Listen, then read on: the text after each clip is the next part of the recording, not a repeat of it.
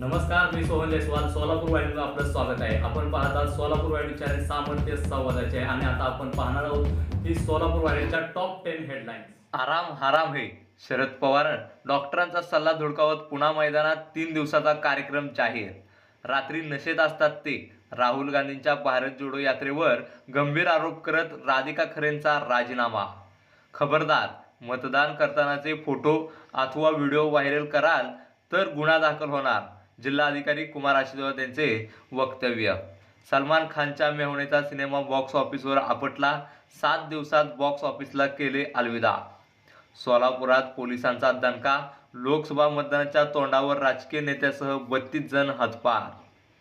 दंगेकरांनी लुटली मुस्लिम समाजाची वक्फ बोर्डची जमीन. एमआयएम उमेदवार अनिस सोडकेचा आरोपांनी खळबळ. निवडणूक जिंकले तर बॉलिवूड सोडून देईन. कंगना रनौतची मोठी घोषणा. राजकारणातच स्वतःला झोकून देणार असल्याचे केले प्रतिपादन. रिक्षा चालणारा आमच्या समोर कोपऱ्यात बसायचा. संभाजीनगरमधील चंद्रकांत खैरेंचा मुख्यमंत्री शिंदेंवर घणाघात.